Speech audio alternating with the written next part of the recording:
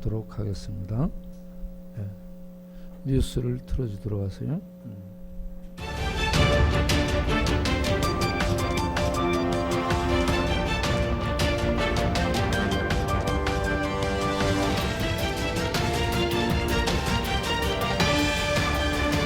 7월 한 달간의 광야 소식입니다. 노방전도.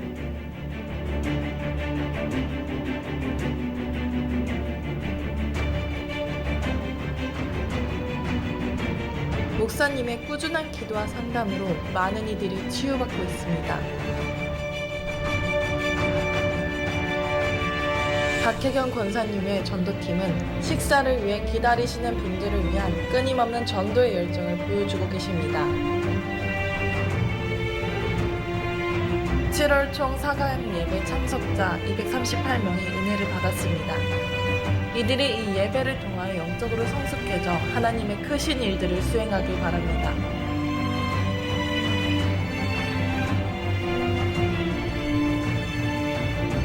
상담소에서 협동조합 김공장 오픈 감사 예배를 드렸습니다.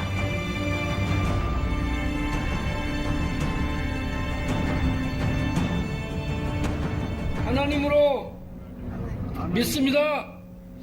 아멘. 성송이 한번 해보세요. 2박 3일 성경 통독이 있었습니다.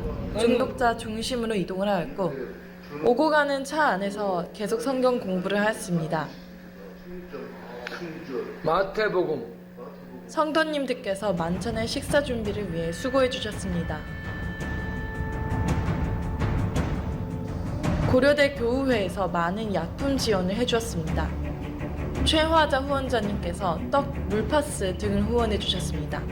초복날 NH투자증권 후원으로 삼계탕 나눔 행사를 가졌습니다.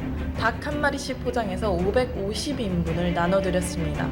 박옥순 집사님께서 음성기도원에 피아노 한 대를 기증하셨습니다. 김성희 권사님께서 피아노 운반비 후원을 해주셨습니다. 차용란 정식품 사장님께서 김멸치를, 김구현 성도님께서 보리건빵, 요구르트 쌀 등을 후원해 주셨습니다. 은영석 아버지의 아들 윤준서 군이 은돈으로 43만 6천 원을 모아서 후원했습니다. 봉투에는 하나님 저에게 이웃을 사랑하고 나눌 수 있게 해주셔서 감사해요 라고 적혀 있었습니다. 또한 쌀, 블랙야크 배낭, 등산화 한 켤레, 티셔츠 등을 기부하셨습니다. 좋아요. 예, 감사해요.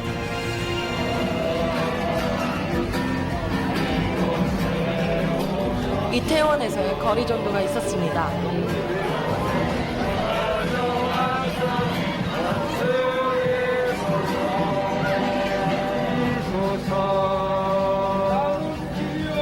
나는 길이요. 사랑하는 동포 여러분, 예수를 그리스도로 믿어 죄를 사함 얻고 하나님의 백성 되어 천국 들어갈 준비를 하시기 바랍니다. 예수 믿고 구원 받으세요. 아멘. 예수 믿고 구원 받으세요. 이상 광야 뉴스를 마칩니다. 감사합니다.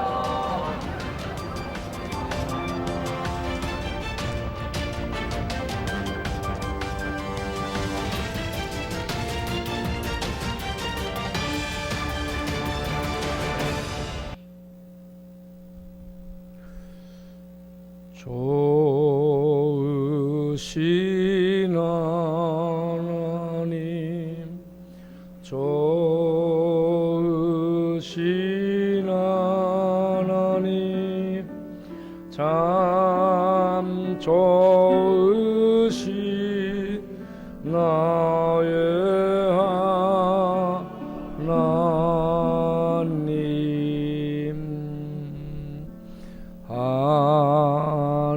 한없는 축복을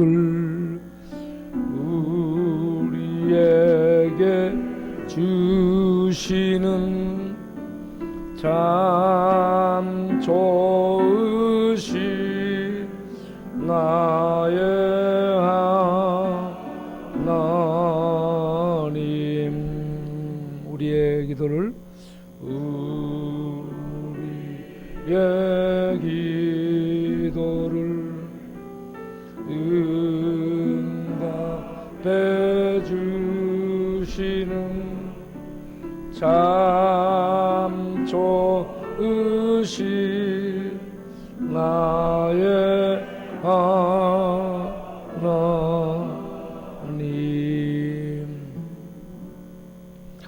샬롬. 옆 사람과 샬롬 한번 해보겠습니다. 샬롬.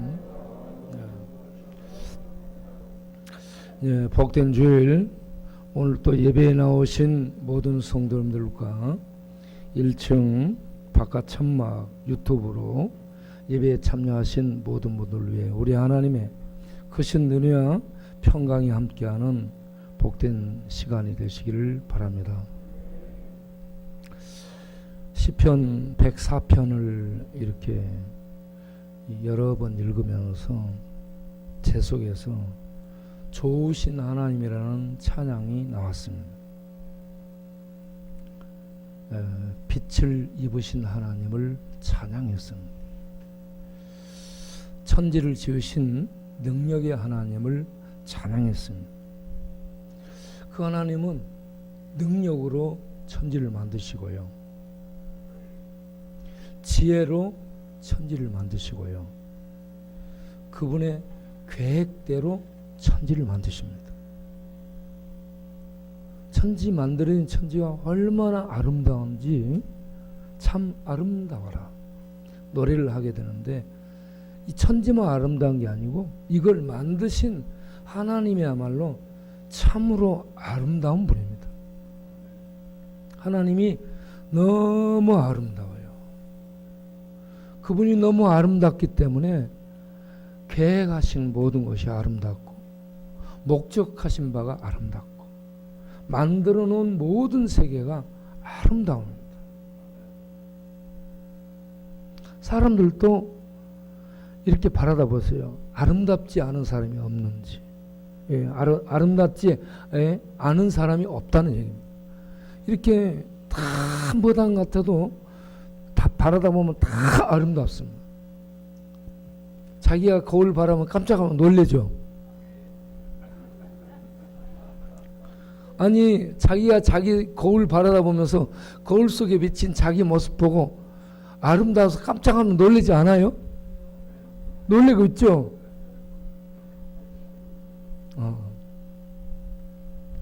우리 전자동 입사를 딱 옆에서 바라다 보면 얼마나 아름다운지 몰라요. 예, 눈빛도 아름답고요, 목소리도 아름답고, 멀리 있어도 금방 이렇게 키가 커갖고 보이잖아요. 예. 우리 동네 말로 말하면 진놈이에요. 예. 그래서 참 아름답다.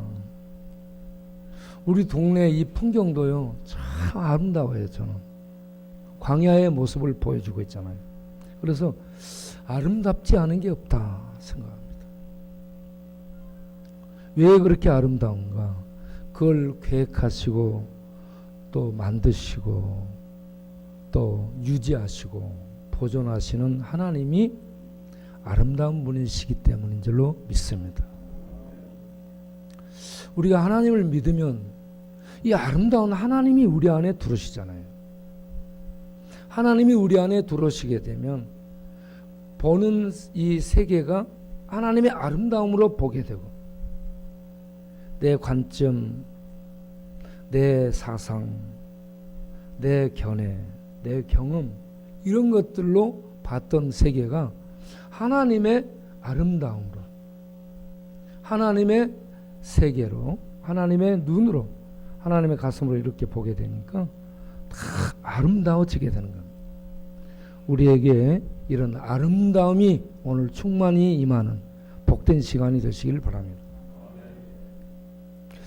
자, 우리가 104편 1절 보면 하나님은 이 존귀와 권위로 옷 입으셨다라고 얘기합니다. 존귀와 이 권위, 이 존귀와 권위로 옷을 입었는데, 그 존귀와 권위에 대한 설명을 2절에서 빛을 입으시고 이렇게 표현합니다. 하나님이 빛을 입으셨다는 거예요. 우리가 차를 타고 가면 들판이 초록으로 옷을 입었습니다.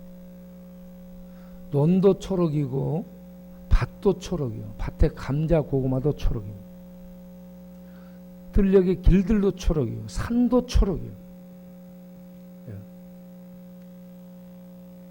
그런데 하늘을 보면 오늘 하늘을 내가 옥상에 올라가서 찍어봤어요.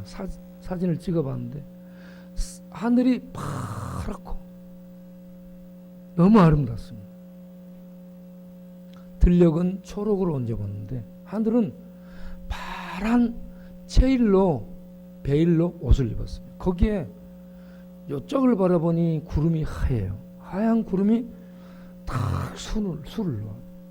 저 앞에를 바라다 보니 약간 거무튀튀한 구름들이 쫙 있어요. 그래도 이게 아름다워요. 예. 하늘은 파랗게 옷을 입고 들녘은 초록으로 옷을 입고 사람들은 저마다 이런저런 옷을 입고 있습니다. 그런데 우리 하나님은 빛으로 옷을 입다. 여러분, 빛옷을 파는 데가 있습니까? 없잖아요. 만들 수 있어요? 없잖아요. 빛으로 된 옷을 입었다는 것은 그분 자체가 빛이라는 얘기입니다. 하나님은 빛이라는 얘기죠. 빛이라는 것은 뭐예요? 초월의 세계를 의미하는 초월을. 예. 우리 피조 세계는 초록으로 이렇게 볼 수 있고 하늘도 볼 수 있고 사람들도 볼 수 있고 만져볼 수 있는데 하나님은 빛으로 옷을 입고 계시기 때문에 어떻게 하나님을 가까이 할 수 없고 하나님의 세계에 들어갈 수 없습니다. 그 하나님을 권위와 존귀로 옷 입었다. 가까이 가지 못할 하나님의 이 위엄을 이런 식으로 말씀을 하고 있습니다. 그 하나님에 대해서 야고보서 1장 17절을 보게 되면 모든 좋은 것들이 각종 좋은 것들이 하나님 하늘에 있는 아버지께로부터 내려오신다 라고 얘기합니다. 하나님은 이 빛이시기 때문에 변함이 없습니다. 빛 자체이시거든요. 그래서 회전하는 그림자도 없습니다. 모든 피조된 피조물은 그림자가 있죠. 그리고 다 돌고 있습니다. 태양도 돌고 지구도 돌고 다 돌아요. 사람들도 어때요? 다 돌고 돌죠. 영등포 왔다 어디 부산 갔다 대전 갔다 강원도 갔다 사람들도 돌아다니죠. 이렇게만 돌아다녀요? 생각이 돌고 마음도 돌고 많이 돌아있죠. 여러분 스스로 자기를 생각해 보세요. 안 돌았는가? 다 돌았죠. 약간씩 돌았죠.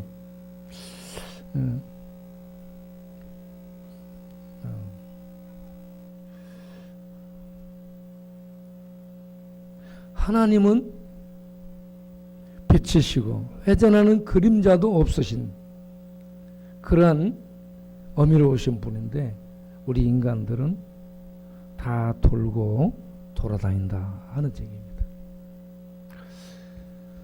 자, 이 빛이신 하나님은 디모데전서 6장 16절에 뭐라고 또 사도 바울이 표현을 하고 있는가 하면 오직 그에게만 죽지 아니함이 있고 가까이 가지 못할 빛에 거하신다. 하나님은 영원한 생명 자체이시고 우리 인간이 가까이 갈 수 없는 빛, 초월의 생명, 초월의 영역에 계신다 하는 얘기입니다. 아무도 가까이 가지 못하고 아무도 보지를 못하였고 볼 수 없는 분이시다. 그래서 그 하나님께 존귀와 영원한 영광을 권능을 돌릴지어다. 아멘. 네.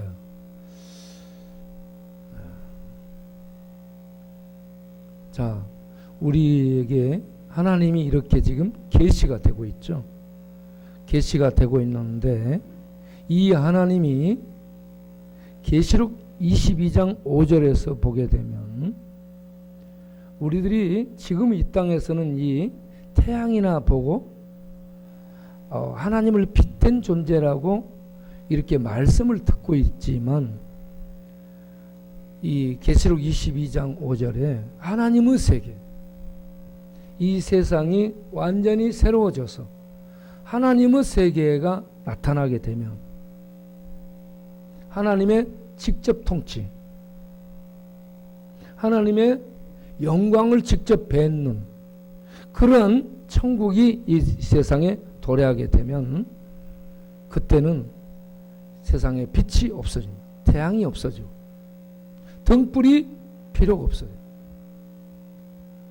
빛 대신 하나님이, 빛 가운데 거하신, 빛을 옷 입고 계신 빛 대신 하나님이 직접 비추시기 때문에 이 세상의 과학적인 이런저런 건설, 발명, 이런저런 어떤 제품들, 이런 것들이 필요가 없게 된다. 하나님이 직접 비추기 때문에 태양도 필요 없게 된다. 그래서 빛 대신 하나님이 우리를 그 하나님의 존전에서 살 수 있도록 인도하는 그 세계가 되면 어둠이 하나도 없어진다는 거예요. 어둠은 죄와 악과 죽음과 고통과 또 이 슬픔, 이러한 것들 배후의 우울함, 또 분노, 중독, 자살, 죽음, 이런 모든 것들은 어둠에 속한 영역입니다. 어둠에 속한 영역. 그 어둠이 하나도 없어지게 됩니다. 그래서 이 세상의 슬픔, 아픔, 분노, 질병, 이런 것들, 죽음, 고독, 외로움, 이런 것들이 싹 없어지게 됩니다. 생명의 찬란함, 빛의 찬란함, 빛된 하나님의 그 영광 앞에서 살게 되기 때문에 생명의 충만함을 얻고 누리게 되고 생명과 사랑과 평강의 그 충만함을 얻고 먹고 누리는 생명의 세계를 살게 되기 때문에 그때는 이런 세상적인 빛이 필요 없게 되고 하나님의 영광의 빛 속에서, 생명의 빛 속에서 살게 된다. 그런 날이 우리에게 다가오게 될 줄로 믿습니다. 반드시 오게 됩니다. 저는 빛을 옷 입고 있는 거룩하신 하나님, 그 하나님은 존재하신다. 그 하나님은 존재하신다. 빛을 옷 입고 계신다. 지금은 우리에게 숨겨져 있습니다. 하나님이 지금은 숨겨져 있어요. 그런데 주께서 이 땅에 모습을 드러내는 그 새로운 하나님의 나라가 펼쳐지는 때 우리가 얼굴을 보게 되고 하나님의 영광을 뵙게 되는 그러한 특권 속에 들어가게 될 줄로 믿습니다. 자, 그 하나님이 보면은 어떻게 사시는가? 물에다가 자기의 누각에 들보를 얹습니다. 여러분, 대부분 땅에서 건설하기 위해서는 기초를 돌 위에다가 이렇게 단단하게 굳게 한 다음에 거기에 기둥들을 세우고 벽을 세우고 집을 세워나갑니다. 그런데 하나님은 물 위에다가 기둥을 박고 물 위에 누각을 세우십니다. 하나님의 능력은 상상을 초월하죠. 하나님의 천상적인 보좌가 이와 같이 물 위에다가 이렇게 기둥을 세워서 그 위에 하나님의 보좌를 두고 계시는 이런 초월의 모습을 계속 말씀을 해주고 있습니다. 그리고 하나님은 구름으로 수레를 삼아서 이동하신다. 구름 수레. 여러분, 구름은 어때요? 우리가 딱 닿으면 흩어지잖아요. 구름 위에 서 있을 수 있어요? 없잖아요. 그런데 하나님은 구름을 타고 다니신다. 산신령 같죠? 손오고? 하나님은 참 신비로운 분입니다. 예. 물 위에다 누각을 세우고 그 위에 보좌를 삼아 거하시고 아무도 상상할 수 없는 구름을 수레 삼아 다니신다.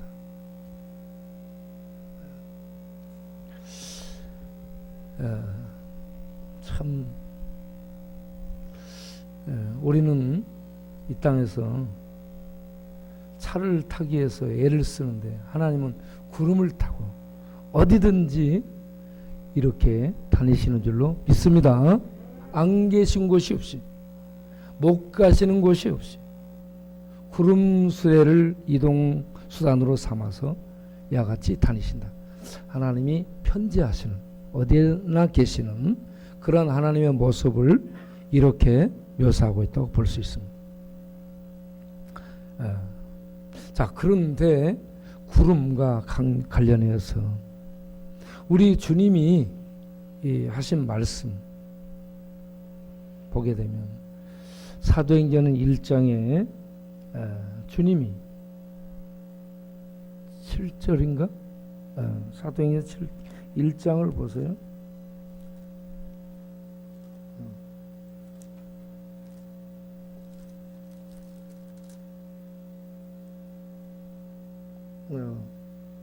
아, 9절. 사도행전 1장 9절에 예수님이 이제 구름을 타고 올라가시게 되죠.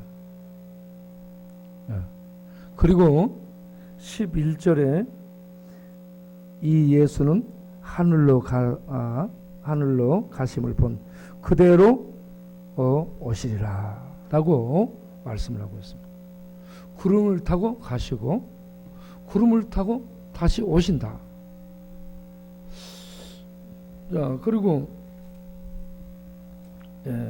요한계시록 1장을 보게 되면 7절에 그렇게 또 말씀하시죠. 볼지어다 그가 구름을 타고 오시리라. 할렐루야. 주님이 구름을 타고 오신다. 네, 말씀. 그리고 마가복음 13장을 보게 되면 25절부터 이 세상의 모든 기초가 그 앞부분에 다 흔들려서 무너진 다음 25절에 인자가 구름을 타고 큰 권능과 하나님의 영광으로 하나님의 권능, 하나님의 위엄, 하나님의 영광으로 다시 오신다 라고 말씀합니다. 예수님이 이 땅에 오셨을 초림 때에는 마구간에 밥통에 밥으로 초라한 모습으로 오셔서 유대민족, 자기민족, 신학 가진 그들에게 외면당하고 배척당하고 그들의 신학의 함성에 함몰당하고 십자가의 저주 속에 못 박혀 죽임을 당하는 연약한 모습이었지만 다시 오시는 주님은 하늘의 권능, 하나님의 위엄, 하나님의 영광의 빛을 그대로 보이면서 오신다. 할렐루야. 주님이 다시 오십니다. 네. 그때 주님이 세상 끝에 이걸 말씀하죠. 세상 끝에 구름을 타고 오는 것을 보리라. 할렐루야. 그래서 그 낮에나 밤에나 우리가 그 주님 고대가를 많이 불렀죠. 그 중간쯤에 보면은 그 대목이 있습니다. 먼 하늘 이상한 구름만 봐도 행여나 내 주님 오시는가에 머리 들고 멀리 멀리 바라보는 마음, 오 주여 언제나 오시려니까 하는 이 주님 고대가. 여러분, 우리는 주님을 고대하면서 사실 수 있기를 바랍니다. 주님이 오시면 이 세상에 악이 싹 사라집니다. 지금 이 세상은 정의가 큰 소리 치지만 큰 소리 치는 곳에 정의가 외치는 소리는 있는데 정의는 없습니다. 법정에 정의 있는 줄 아세요? 없습니다. 권력이 정의고요, 힘이 정의입니다. 이 세상. 부당해도 힘 있는 자가 정의예요. 힘 없는 정의는 목소리 냈다가 죽습니다. 그래서 이 세상에는 정의가 없어요. 그러나 주님이 오시면 정의가 세워지게 됩니다. 정의와 공의가 빛납니다. 그 속에 들어가면 우리가 평안해지게 됩니다. 하나님의 공의와 정의가 시행되기 때문에 평안해지는 거예요. 이 땅은 악이 횡행하는 곳입니다. 그렇기 때문에 우리는 이 세상에서 주님이, 공의와 정의를 시행할 주님이 어서 오시기를 기다리는 이런 이 종말론적인 신앙으로 살 수 있어야 될 줄로 믿습니다. 자, 오늘 읽은 104편을 보게 되면 이와 같이 빛을 옷 입고 있는 어미로우신 주께서 하늘에 누각을 세우시고 빛 가운데 보이지 않는 초월의 영역에서 온 세계를 통치하시는데,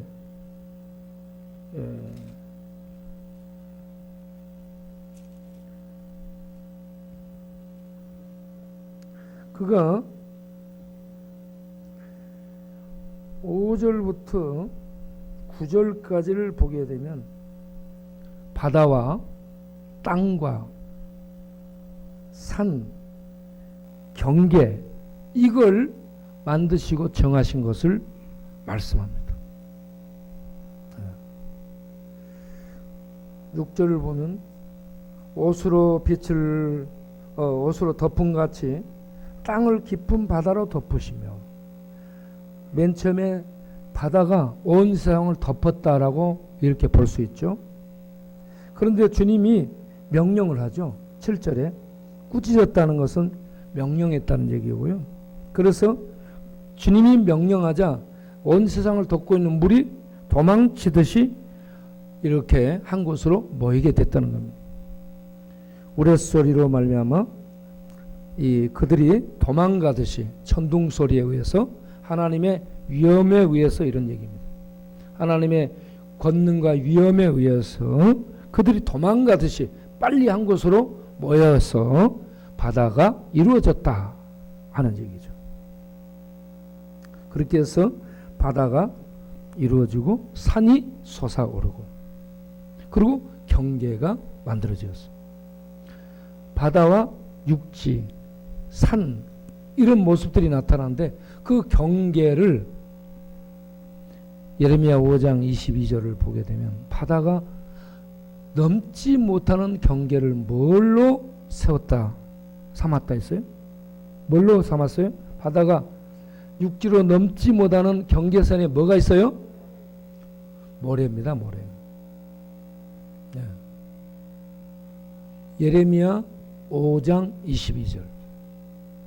예레미야 5장 22절을 보면 바다가 흉흉하고 뛰놀지만 넘지 못하도록 모래를 경계로 삼았다. 큰 바위가 아니고 모래를 삼았다는 얘기. 모래로. 그 힘센 파도가 쫙 치고 들어오잖아요. 모래 속에 들으면 그 힘센 파도가 싹 사라집니다. 네. 그래서 우리가 모래 같은 사람이 돼야 되겠다 싶습니다. 모래가 되시기 바랍니다.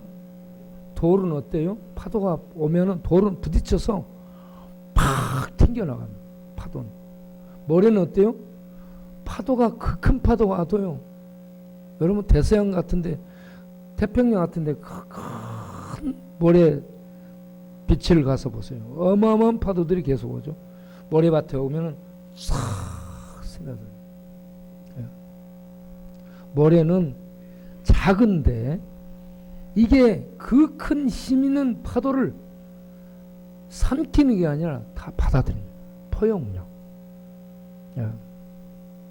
우리 교회 성도들이 이렇게 바다의 경계선에 그 경계를 이렇게 이루고 있는 모래가 그 힘 있는 파도를 어떻게 한 번만 받아들이는 게 아니라 계속 왔다 갔다 해. 파도가 어마어마하게 치죠. 그걸 계속 받아주는 거예요, 이게. 예. 우리 하나님의 마음은 얼마나 클까요? 바다보다, 예, 하늘보다 더 넓은 마음이 하나님의 마음이죠. 장발장이 그 자기를 죽이려고 추적했던 자킬 형사를 잡아서 프랑스 대모대들이 죽이려고 할 때, 야, 나 주어라 라고 용서해 주죠. 그래서 계속 용서를 해주니까 자존심 상해요. 그래서 자킬 형사가 나중에 자살해 죽습니다.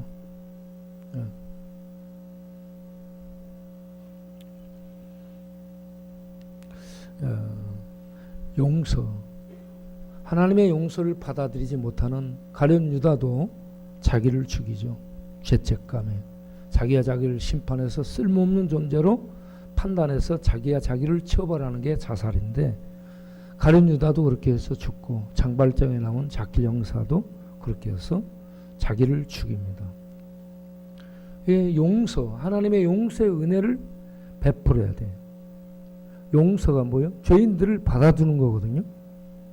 모래가 받아들이는 파도처럼, 파도를 받아들이는 모래처럼 하나님의 가슴은 죄인들을 받아준다는 것을 기억하시기 바랍니다. 우리는 죄를 안 짓고 사는 사람들이 없죠. 다 죄인이에요. 예. 여러분, 다른 사람들을 정죄할 수 있는 사람은 자기가 죄를 짓지 말아야 됩니다.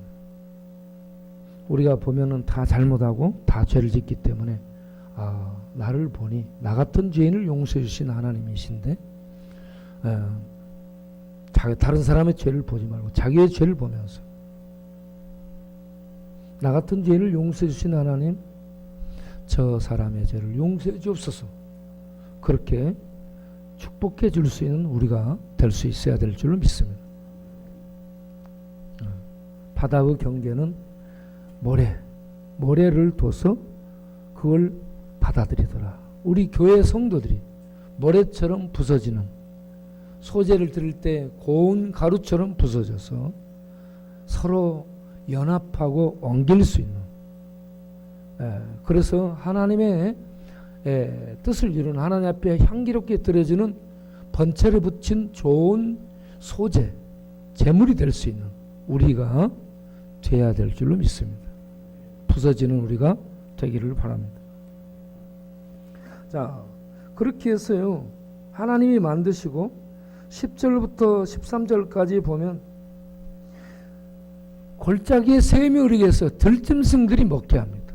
그냥 이게 샘이 막 골짜기 흐르는 게 아니고 하나님이 하늘 누각에서 그 골짜기에 샘이 나도록 부어주고 있습니다. 그리고 14절부터 보게 되면 하나님께서는 가축을 위해서 풀이 돋아나게 하고 사람을 위해서 기쁨이 되는 포도주를 주고요. 얼굴을 윤택하게 하는 기름, 그리고 온 몸에 힘이 돋아나게 하는 양식을 주셨다라고 얘기해요. 기쁨이 되는 포도주도 하나님이 주신 거. 예? 그리고 얼굴이 이렇게 윤택해지는 거 있잖아요. 기름기가 없게 되면 얼굴이 어떻게 푸석푸석해 보이죠. 그때는 여러분 가서 혼자 소고기 사드시기 바랍니다. 예. 그때는 기름기가 필요한 때예요. 예. 거울 보다가 눈 밑에가 끄석끄석하거나 이렇게 얼굴 만져보면 이 퍼석퍼석하고 그러면 가서 계산은 내가 할 테니까 돈은 당신 내시오. 그러고 그렇게 해서 양식을 먹을 수 있기를 바라는데 그 물을 마시고 양식을 먹을 때마다 감사하시기 바랍니다. 왜 그러냐면 그걸 하나님이 전부 주셨다고 말씀하죠. 15절에 사람의 마음을 기쁘게 하는 포도주와 사람의 얼굴을 윤택하게 하는 기름과 사람의 마음을 힘있게 하는 양식을 주님이 주신 거라. 주님이 주신 거라. 그런데 우리 하나님께 감사를 해야 되지만 부모님이 주신다. 부모님께 감사해야 됩니다. 교회에서 주신다. 교회에 감사해야 됩니다. 어떤 이웃이 이걸 줬다. 그러면 그 이웃에게 감사하는 마음을 가져야 됩니다. 그런데 이건 하나님이 주신 것이니까 내가 맘대로 먹어도 돼. 당신들한테는 감사 안 해도 돼. 이거는 기본이 아니죠. 이런 기본을 모르는 사람들을 후레아둘놈이라고 얘기합니다. 우리 동네 말로 하게 되면 싸가지 없는 새끼. 이런 식으로 말할 수 있는 거죠. 우리는 이런 후레아둘놈 같은 싸가지 없는 이렇게 밥을 준다. 우리가 하나님의 손발이 돼서 감사할 줄 모르고 욕을 하고 덤비고 그런 사람들에게도 계속 하나님이 주시는 공급하는 양식을 줄 수 있는 우리가 되기를 바랍니다. 자, 그런데 제가 왜 이런 얘기를 하느냐? 지혜가 뭔가? 지혜는 첫째, 하나님을 알게 하는 역할을 합니다. 지혜의 목적이요. 하나님이 우리에게 지혜를 주신 목적이 머리 좋아라, 똑똑해져라, 잘 먹고 잘 살아라 이게 아니고 근본 목적은 하나님을 알게 하는 데 있다는 것을 아시기 바랍니다. 그런데 저는 아무리 제가 저를 봐도 제가 하나님을 아는 게 한 70, IQ 70 정도밖에 되지 않는 것이 아닌가라고 생각합니다. 하나님을 아는 게 정말 우리 그래서 세상은 IQ로 이렇게 뭐 하는데 우리는 하나님을 아는 지혜Q를 가지고 하나님을 이렇게 바라보면서 우리의 지혜가 담배 한 갑에 20가치가 있는데 그 중에 한 가치를 빼면 18가치가 남는다. 이 정도 아는 것은 IQ, 머리Q 70이에요. 70 정도. 70 정도면 살 수 있습니다. 자, 그런데 우리는 그런 것을 넘어서서 하나님이 주신 지혜를 가지고 하나님의 존재를 알아보고 하나님의 빛 가운데 거하시는 거룩하신 분, 그분은 존귀와 위엄으로 이 보좌에 앉으셔서 온 세상을 통치하시는 분. 그 하나님이 이 모든 만물을 만드시고 이렇게 짐승들에게 먹을 걸 주시고 우리들에게도 먹을 것을 주시는 이러한 하나님이라는 것을 아는 그 지혜가 하나님 앞에 믿음으로 응답하는 우리 모두가 될 수 있기를 바랍니다. 지혜를 갖게 되면 하나님을 알게 되는 거예요. 하나님이 이런 분이라는 걸 알게 되죠. 두 번째, 지혜의 활용에 있어서 지혜를 갖게 되면 믿음으로 하나님을 알게 되고 섬기는 이런 출발이 있게 되고, 두 번째, 죄를 가지면 영적으로 죄악을 벗어나게 되고 죄를 짓지 않기 위해서 악을 떠나고 죄와 싸워나가는 이런 성도의 기본을 갖게 된다. 할렐루야. 지혜의 활용이 죄의 악을 떠날 수 있도록 이렇게 지혜가 작용을 한다는 것을 아시고 머리 좋은 쪽으로만 생각하면 안 됩니다. 지혜는 하나님을 알게 되고 그 하나님을 알고 난 다음에 죄와 악을 떠나게 하는 것이 지혜다. 이렇게 지혜를 활용할 수 있는 우리가 되기를 바랍니다. 그리고 세 번째, 지혜를 사람들 사이에서 사용을 해야 되는데 어떻게 사용해야 돼? 창조적으로 사용해야 돼. 하나님은 지혜로 하늘을 펴셨습니다. 지혜로 만들었다는 것, 지혜로 창조를 했다. 창조하는데 지혜를 쓰셨다라는 얘기입니다. 그러면 우리는 하나님을 알고 그리고 죄악을 떠나는 이런 영적 삶을 살면서 사람들과 관계를 맺고 살아가는 이 세상에서 창조적으로 지혜를 써야 될 줄로 믿습니다. 지혜를 쓰는데 창조적이어야 됩니다. 하나님 지혜를 가지고 하늘을 펴시고 바다를 모으고 산을 만들고 골짜기에 샘이 흐르게 하고 이런저런 것들이 철 따라 옷 입게 하고 만들고 낳게 하고 이 모든 게 지혜로 만든 거라는 얘기입니다. 그런데 이 지혜로 만든 하나님의 솜씨가 얼마나 아름답습니까? 아름다워요. 그래서 하나님의 지혜가 이 우리 안에 들어와서 믿음을 갖고 하나님을 알고 믿음으로 죄악을 떠나는 영적 삶을 추구하는 성도가 사람들과 세상의 관계를 맺고 살아갈 때에 늘 창조적이며 창의적이며 건설적이며 생산적인 그리고 사랑으로 평강을 도모하는 아름다운 이런 관계를 맺어나가기를 도모하고 또 추구하고 기도해야 된다는 얘기입니다. 기도를 무슨 기도를 하십니까? 기도를 많이 하세요? 오래 하세요? 밤낮없이 하세요? 기도를 하는 기도 내용이 뭐예요? 에? 하나님의 뜻을 이룰 수 있도록 기도해야죠. 하나님의 영광이 나타나도록 기도해야죠. 기도하면 내 자아가 죽어야 되고 내 고집이 꺾여져야 되고 내 사상이 무너져야 됩니다. 하나님의 통치가 내 안에 나타나야 돼요. 하나님이 나를 지배해야 돼요. 하나님의 말씀이 내 안에 피 속에 뼈 속에 의식 속에 의지 속에 지성 속에 이성 속에 모든 것 속에 하나님의 지혜가 말씀이 들어와야 돼요. 기도는 그 말씀들이 내 안에 심어지고 내가 없어지고 나를 죽이고 하나님이 말씀과 지혜와 능력들로 나를 정복해서 내 안에 풍성이 거하도록 하는 게 기도죠. 기도가 맨날 징징 짜서 달라고 하는 건 달라는 거에 필요해요. 달라는 거 필요하는데 우리가 그래서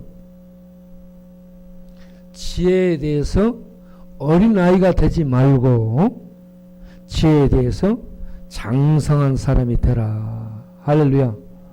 고린도전서 14장 22절. 지혜에 대해서는 어린아이가 되지 마라. 어린아이들은 지혜가 없어요. 그래서 어떻게 해요? 어린아이는 장난감 가지고 싸움하는 특징이 있죠. 가져야 됩니다. 저건 내가 가져야 돼. 뺏어야 돼. 그래서 허부죠. 허버불고 안 보는 데가 꼬집고 저 부모 안 보면 저쪽 가면 물어불죠. 그래가지고 지가 갖고 싶은 거 가져가. 네? 그리고 저쪽에 가서 안 볼 때 밀어버려요. 자빠지든 말든 그냥 저쪽으로 돌아가는 거예요. 이게 어린아이들의 특징입니다. 네. 자기 것만 고집하는 거. 이거 어린아이입니다. 어른이 되면 어때요? 지혜가 자라야 됩니다. 지혜가 자랐다 하는 것은 말을 할 말이 있고 안 할 말을 가릴 줄 아는 겁니다. 고린도전서에서 사랑에 대한 쭉 얘기를 하다가 내가 어릴 때는 어린아이같이 말하고 어린아이같이 생각하고 어린아이같이 판단하고 어린아이같이 행동하다가 어른이 돼서는 이걸 버렸다라고 얘기합니다. 어른이 됐다는 뭐요? 어린아이 같은 사고, 어린아이 같은 생각, 이런 것들을 버리는 거예요. 장성한 사람이 됐다는 것은, 어른이 됐다는 것, 부모가 됐다는 것은 돌보는 자요,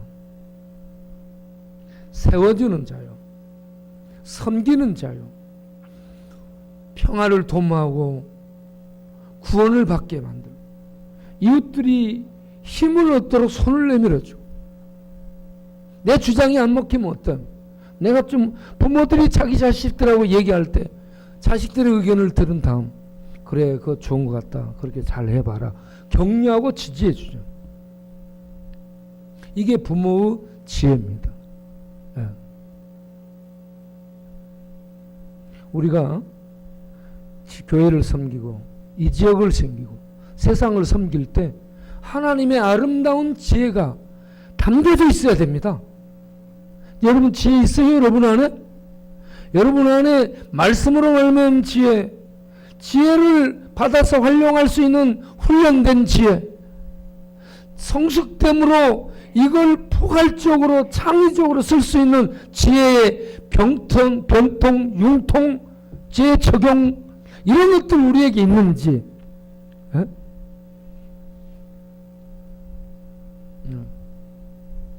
우리가 성숙하고 있는지, 어린아이로 이 사람은 자랐는데 나이는 먹었는데 속은 어린아이로 아직도 꼬집고 있고 아직도 허버불고 아직도 물어뜯고 이런 어린아이로 있는지. 그래서 에베소서 4장 2절에 너희에게 준 평강을 너희는 힘써 지키라. 지혜는 이런 걸 지키는 데 쓰는 겁니다. 나를 증명하는 데 쓰지 마시고, 주님은 우리 예수 믿는 성도들, 예수 믿는 주의 종들을 세상 마지막 미말 끄트머리 전리품 속에 우리를 놨다라고 얘기합니다. 전쟁 전리품, 잡혀온 전쟁 전리품 중에 맨 끄트머리 미말에 주의 종들을 세웠다. 뭐요? 구경거리 되고 밟히는 자 되고, 예? 너희들은 세상을 섬기고 아무것도 아닌 그런 자리에 있게 된다는, 그래도 견딜 수 있는 내공을 가진 게 주의 종들이어야 됩니다. 예. 그래서 우리가 십자가를 가슴에 담아야 가능합니다. 십자가가 있게 되면 십자가의 지혜가 이렇게, 주님이 너는 왜 너에 대해 변명을 안 하느냐라고 대제사장이 얘기하죠. 아무 얘기도 안 합니다. 할 말이 없겠습니까? 주님이 지금 12영도 더 되는 영을 부릴 권능이 없어요?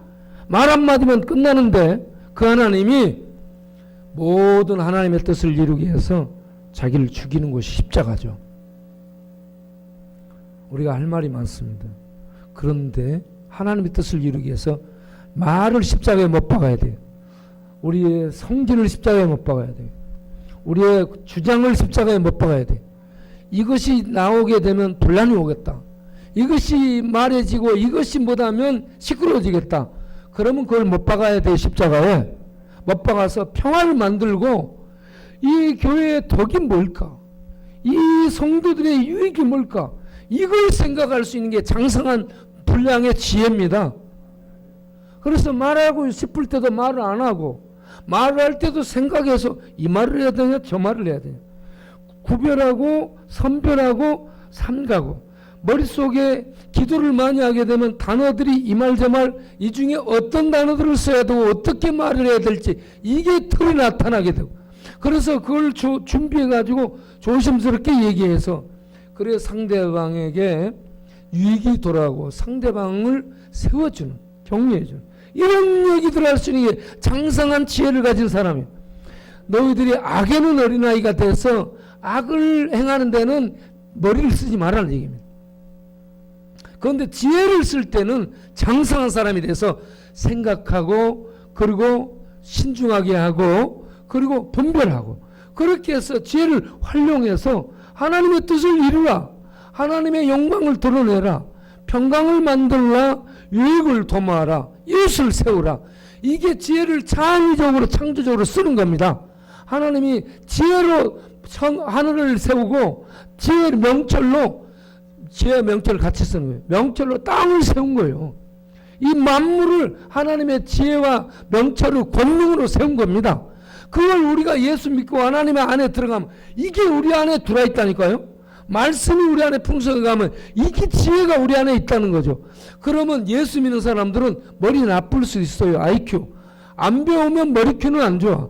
그런데 지혜, 성경 말씀을 읽고 듣고 묵상하고 새기면 지혜가 빛 속에서 빛나게 되는 겁니다. 예? 우리가 지혜로워지기를 바랍니다. 예. 지혜에 있어서 장성한 성도가 되시길 바랍니다. 그래서 하나님의 영광을 위해서는 내가 죽는 지혜, 교회의 유익과 덕을 위해서 내 입을 닫고 나의 주장을 처리하고, 예? 얼마든지 내가 이거 할 수 있어요. 말할 수 있습니다. 그런데 안 하는 거예요. 하나님의 영광과 교회의 덕과 화평을 위해서 그렇게 한 것이 기쁨이 되고 감사가 돼야 되는 겁니다. 그렇게 할 수 있는 거 그렇게 해놓고 난 다음에 내가 손해본 거 아니야? 손해를 보는 자리에 들어가세요. 밟히고 그래 당신이 일어설 수 있으면 나를 밟으시오. 내가 발판이 돼줄 테니까 나를 밟고 지나가세요. 발판이 좀 돼주는 진검 발판이 돼줄 수 있는 성숙한 엄마 아빠 말이죠. 어? 이렇게 될 수 있는 지혜가 우리들에게 이렇게 활용될 수 있는 우리들이 되기를 바랍니다. 코로나 재앙 속에서 하나님의 지혜는 빛날 줄로 믿습니다. 하나님의 지혜는 코로나 재앙이 아무리 덮어도요 아름답게 광야를 말달리며 빛나게 됩니다. 이 하나님의 지혜가 우리 모두에게 넘치고 빛나기를 바랍니다. 그렇게 해서 33절 104편 시편 104편 33절에 내가 평생토록 여호와께 노래하며 하나님을 찬양하리로다. 이 찬양하고 노래하는 건 예배를 말하는 겁니다. 예배이며 감사이며 간증이고 증거예요, 여러분. 하나님을 증거하고 알리는 것이 예배고 감사고 찬양이고 사랑이고 섬기고 전도고 이 모두가 하나님을 알리는 겁니다. 이렇게 해서 하나님을 영광스럽게 하는 코로나 재앙 속을 달리는 우리 모두 되기를 바랍니다. 기도하겠습니다.